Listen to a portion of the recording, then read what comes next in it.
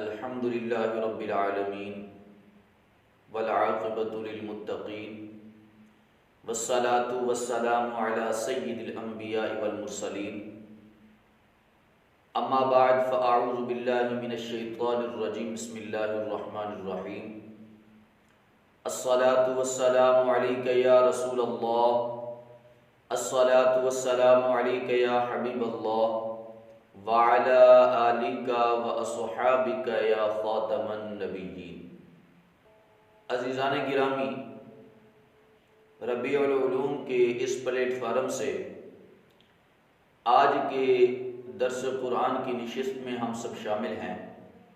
دعا ہے اللہ رب العزت ہم سب کی حاضری کو اپنی پاک بارگاہ میں منظور اور مقبول فرمائے۔ محترم ذی وقار، جیسا کہ آپ جانتے ہیں کہ درس قرآن کی گزشتہ نشستوں میں ہم نے سورہ فاتحہ کے متعدد اسماء میں سے 10 اسماء مبارکہ کا ذکر کیا تھا۔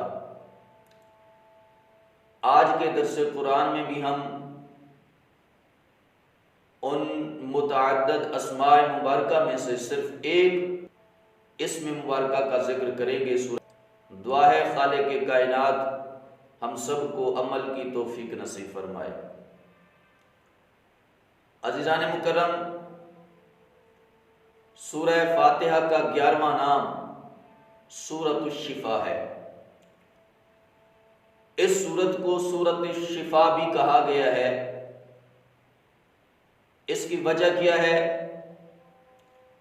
اس نام سے اس سورت مبارکہ کو کیوں یاد کیا جاتا ہے؟ سورۃ الشفا کیوں کہا جاتا ہے؟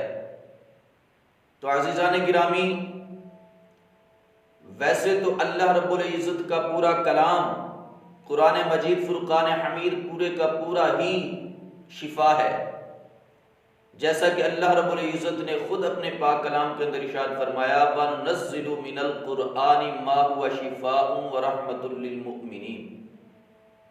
پورے کا پورا کلام اللہ رب العزت کا شفا دینے والا ہے، لیکن سورہ فاتحہ ایک ایسی سورت ہے کہ اس سلسلے میں اس کی یہ خاصیت بیان کی گئی کہ سورہ فاتحہ شفا دینے والی سورت ہے۔ سورہ فاتحہ ایک ایسی صورت ہے کہ جس سے ہر بیماری سے شفا حاصل کی جا سکتی ہے، جیسا کہ حدیث پاک میں آتا ہے، میرے پاک محبوب دانائے غیوب صلی اللہ تعالی علیہ وآلہ وسلم نے ارشاد فرمایا، میرے پاک محبوب نے سورہ فاتحہ کے متعلق ارشاد فرمایا کہ ہیا ام الکتاب۔ میرے پاک محبوب علیہ السلام نے ارشاد فرمایا سورہ فاتحہ یہ ام الکتاب ہے، سورہ فاتحہ یہی ام الکتاب ہے۔ وَهِيَ شِفَاءٌ مِّن كُلِّ دَاءٍ۔ میرے پاک محبوب علیہ السلام نے ارشاد فرمایا سورہ فاتحہ ہی ایک ایسی صورت ہے کہ جس سے ہر بیماری سے شفا حاصل کی جا سکتی ہے۔ ہر بیماری سے شفا کا اصول جو ہے فرمایا کہ سورہ فاتحہ کے ذریعے سے حاصل کیا جا سکتا ہے۔ اسی طرح ایک دوسری حدیث مبارکہ میں حضرت عمران بن حسین رضی اللہ تعالی عنہ سے روایت ہے، آپ فرماتے ہیں کہ میرے پاک محبوب علیہ السلام نے ارشاد فرمایا کہ جو شخص سورہ فاتحہ اور آیت الکرسی کی تلاوت کر لے تو خالق کائنات اس گھر کو اس دن جنوں اور انسانوں کی نظر بد سے محفوظ رکھتا ہے۔ یعنی سورہ فاتحہ ایک ایسی صورت ہے کہ جو انسانوں کی نظر بد سے بھی حفاظت کرتی ہے اور جنوں کی نظر بد سے بھی حفاظت کرتی ہے۔ تو چونکہ یہ ایک ایسی صورت ہے کہ جو ہر بیماری کی شفا ہے اور نظر بد سے شفا ہے، تو اس لیے سورت کو سورۃ الشفا کہا گیا، اس لیے اس سورت کو سورۃ الشفا کے نام سے موسوم کیا گیا۔ اسی طرح ایک اور حدیث مبارکہ میں آتا ہے کہ میرے پاک محبوب علیہ السلام نے ارشاد فرمایا کہ مخلوق کی جانب سے اللہ تبارک و تعالی کی حمد و ثنا بیان کیے جانے سے پہلے اللہ رب العزت نے خود اپنی حمد و ثنا بیان فرمائی۔ مخلوق نے ابھی میرے پاک رب کی حمد و ثنا بیان نہیں کی تھی، لیکن اللہ رب العزت نے خود سب سے پہلے اپنی حمد و ثنا بیان فرمائی، اور میرے پاک محمد علیہ الصلوۃ والسلام فرمانے لگے کہ اے میرے غلاموں، اس حمد سے اپنے بیماریوں کا علاج کیا کرو، اس حمد سے اپنی بیماریوں کا علاج کیا کرو، اس حمد کے ذریعے شفا حاصل کیا کرو۔ صحابہ کرام نے عرض کیا یا رسول اللہ وہ کیا ہے؟ میرے پاک محبوب علیہ الصلوۃ والسلام نے ارشاد فرمایا وہ سورہ فاتحہ اور سورہ اخلاص ہے۔ یعنی میرے پاک محبوب علیہ الصلوۃ والسلام نے ارشاد فرمایا اور میرے پاک محبوب علیہ الصلوۃ والسلام نے حکم دیا، نصیحت فرمائی کہ اگر تم اپنی بیماریوں کا علاج کرنا چاہتے ہو، اپنی بیماریوں سے شفا یاب ہونا چاہتے ہو، تو پھر کیا کرو؟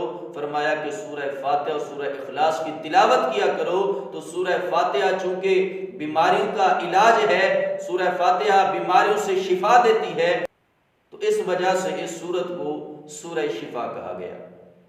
اور ساتھ میں میرے پاک محبوب علیہ الصلوۃ والسلام نے یہ بھی ارشاد فرما دیا، فرمایا کہ فَمَن لَّمْ يَشْفِهِ الْقُرْآنُ فَلَا شَفَاهُ اللَّهُ۔ میرے پاک محبوب علیہ الصلوۃ والسلام ارشاد فرماتے ہیں کہ جس کو قرآن سے شفا نہ ملے، اللہ رب العزت بھی اس کو شفا عطا نہیں فرماتا۔